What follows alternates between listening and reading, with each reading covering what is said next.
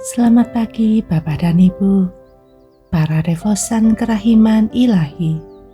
Bacaan hari ini dari buku harian Santa Faustina, nomor 148 sampai dengan 150. Jiwa yang luhur dan lembut, juga yang paling sederhana, tetapi memiliki kepekaan yang tajam, melihat Allah dalam segala sesuatu, menemukan Dia di mana-mana, dan mengetahui bagaimana menemukan Dia bahkan di dalam hal-hal yang paling tersembunyi. Ia menyadari bahwa semua bermakna. Ia sangat menghargai semua hal, dan ia bersyukur kepada Allah karena semua hal. Dari segala sesuatu, ia menarik manfaat bagi jiwa, dan ia memberikan segala kemuliaan kepada Allah.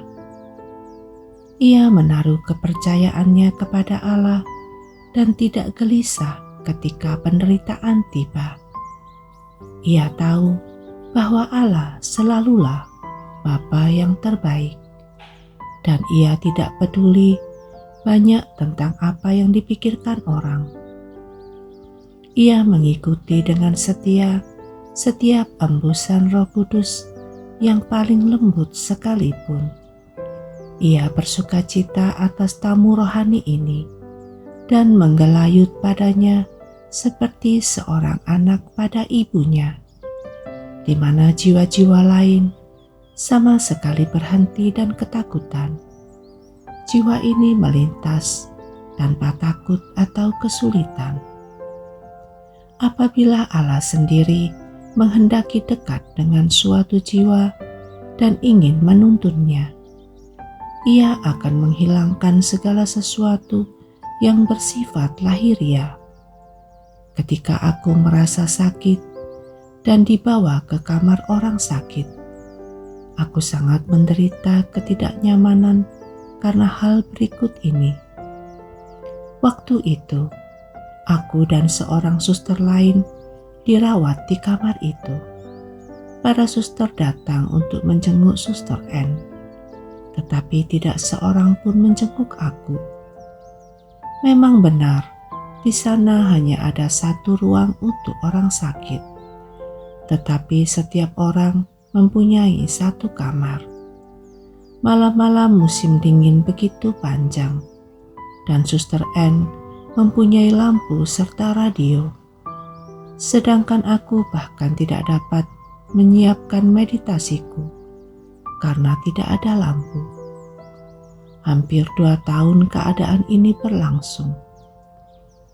Pada suatu petang, aku mengeluh kepada Tuhan bahwa aku sangat menderita dan bahwa aku bahkan tidak dapat menyiapkan meditasiku karena tidak ada lampu. Maka Tuhan berkata bahwa Ia akan datang setiap petang dan memberiku pokok-pokok untuk renungan hari berikutnya. Pokok-pokok renungan itu selalu berkaitan dengan sengsaranya yang pedih. Ia berkata kepadaku, "Renungkanlah penderitaan-penderitaanku di hadapan Pilatus." Dengan demikian, hari demi hari, aku merenungkan sengsaranya yang memilukan selama 1 pekan. Sejak saat itu, suatu sukacita yang besar memenuhi jiwaku, dan aku tidak lagi menginginkan entah mengunjungi, entah lampu. Yesus mencukupi aku dengan segala sesuatu. Para superior memang sangat peduli akan orang sakit, tetapi Tuhan mengatur agar aku merasa ditinggalkan. Guru yang paling baik ini akan menjauhkan setiap barang ciptaan supaya ia sendiri dapat bertindak. Banyak kali aku telah mengalami penderitaan-penderitaan dan penganiayaan-penganiayaan semacam itu, sehingga Mother M sendiri berkata kepadaku, "Suster, di sepanjang jalanmu. Penderitaan-penderitaan bermunculan dari tanah. Aku menyaksikan suster seperti orang yang tersalib. Tetapi aku dapat melihat bahwa Yesus campur tangan dalam hal ini. Setialah kepada Tuhan. Aku ingin menuliskan suatu mimpi yang kualami mengenai Santa Teresia dari kanak-kanak Yesus. Waktu itu, aku masih seorang novis dan mengalami sejumlah kesulitan. Dan aku tidak tahu bagaimana mengatasinya. Ada kesulitan-kesulitan batinia yang berkaitan dengan kesulitan-kesulitan batinia. Aku berdoa novena kepada beberapa orang kudus, tetapi semakin hari semakin sulit. Penderitaan-penderitaan yang ditimbulkannya padaku sedemikian berat, sehingga aku tidak tahu bagaimana melanjutkan hidupku. Tiba-tiba muncul gagasan dalam diriku untuk berdoa kepada Santa Teresia dari kanak-kanak Yesus. Aku memulai novena kepada Santa ini, sebab sebelum masuk biara, aku sudah memiliki devosi yang besar kepadanya. Akhir-akhir ini, aku sedikit mengabaikan devosi ini. Tetapi, karena terdesak kebutuhan, aku mulai lagi berdoa dengan semangat yang lebih besar. Pada hari kelima novena itu, aku bermimpi tentang Santa Teresia, tetapi seolah-olah ia masih hidup di bumi. Ia menyembunyikan dari aku kenyataan bahwa ia seorang kudus dan mulai menghibur aku sambil berkata bahwa aku tidak boleh cemas mengenai masalahku itu, tetapi hendaknya lebih percaya kepada Allah. Ia berkata, "Aku pun sangat menderita, tetapi aku tidak begitu percaya bahwa dia banyak menderita."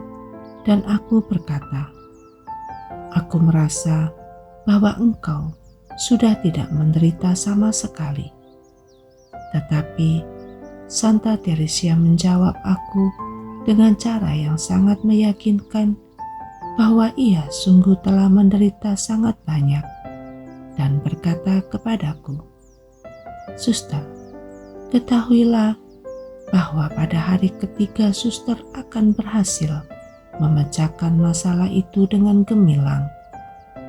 Ketika aku masih enggan untuk mempercayainya, ia menyatakan kepadaku bahwa ia adalah seorang kudus. Pada saat itu juga, sukacita yang besar memenuhi jiwaku, dan aku berkata kepadanya, "Engkau seorang kudus?" "Ya," jawabnya, "aku seorang kudus. Percayalah bahwa masalah ini akan terpecahkan dalam 3 hari.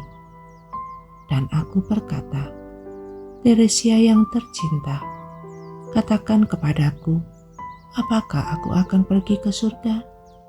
Dan ia menjawab, "Ya, engkau akan pergi ke surga, suster." "Dan apakah aku akan menjadi seorang santa?" Atas pertanyaan ini ia menjawab, "Ya, engkau akan menjadi seorang santa." Tetapi, oh Teresia yang kecil, apakah aku menjadi seorang santa seperti engkau yang diangkat ke altar? Dan ia menjawab, "Ya, engkau akan menjadi seorang santa sama seperti saya. Tetapi engkau harus mengandalkan Tuhan Yesus." Kemudian aku bertanya kepadanya, "Apakah ibu dan ayahku akan di surga?" "Akan." Kalimat tidak dilanjutkan. Dan ia menjawab bahwa mereka akan masuk surga. Aku bertanya lagi, "Dan apakah saudara dan saudariku akan masuk surga?" Ia menyuruh aku berdoa keras bagi mereka, tetapi ia tidak memberikan jawaban yang pasti kepadaku. Aku mengerti bahwa mereka membutuhkan banyak doa. Ini adalah suatu mimpi, dan seperti dikatakan pepatah, mimpi adalah hayalan, Allah adalah iman. Tetapi pada hari ketika kesulitanku terpecahkan dengan sangat mudah, sama seperti yang sudah ia katakan, dan segala sesuatu yang berkaitan dengan masalah ini terjadi persis seperti yang ia katakan. Itu adalah suatu mimpi, tetapi mimpi itu bermakna. Yesus, Engkau andalanku.